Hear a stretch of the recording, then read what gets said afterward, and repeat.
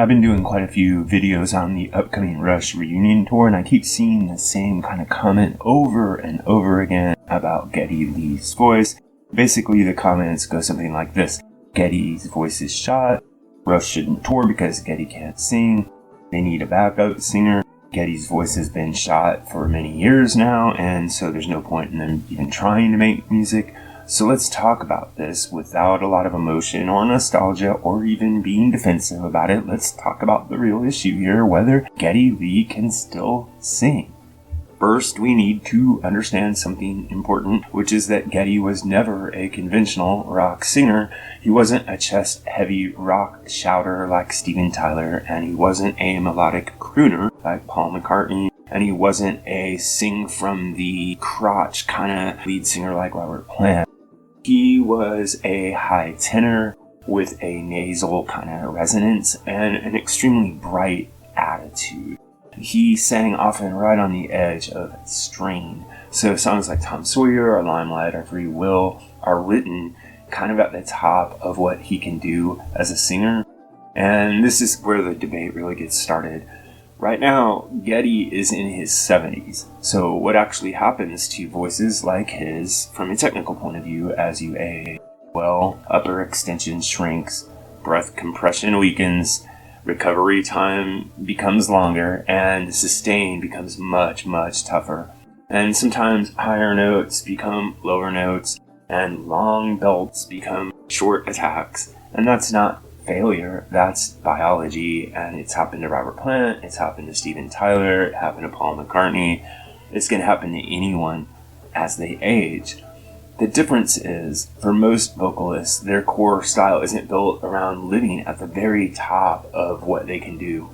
Geddy built his identity at the top of the staff, so to speak, and that made the aging process a little more noticeable in his case.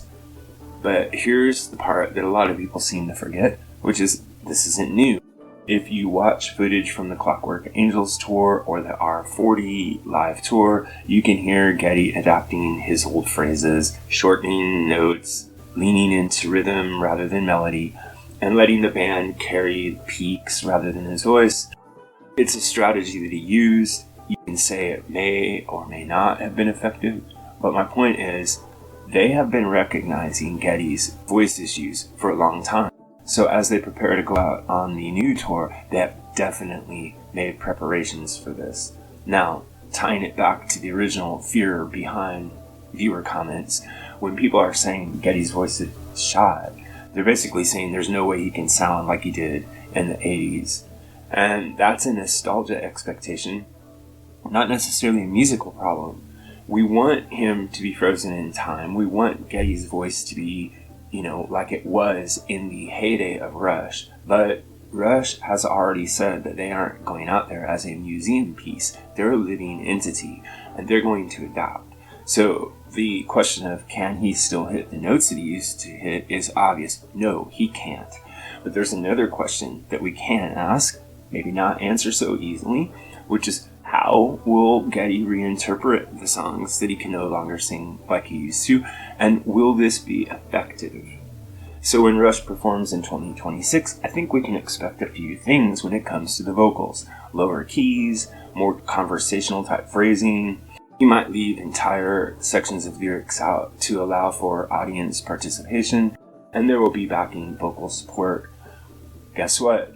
That probably won't ruin the music, but it's definitely going to change the color of it. It's definitely going to change the feel of it. And this speaks to both sides of the current controversy around the 2026 tour. So I don't think that people who are worried that Geddy's going to come out and sound terrible, you can put your fears to rest. They will use whatever means they need to use to ensure that there are proper vocals. But I want to point something out that I think is really important here. Rush has never been a nostalgia act. They've always been about moving into the future, and they're going to stay that way. Geddy's going to retain his authority on stage through his bass playing, his frontman energy, and his ability to understand Rush as a unit rather than being the vocalist that he was back in the 1970s or 1980s. Geddy's voice has changed. There's no way to deny this, and there's no way to prevent it. But the idea that it is shot implies that it's unusable, broken, and done. And I think that's completely different than saying that it's changed.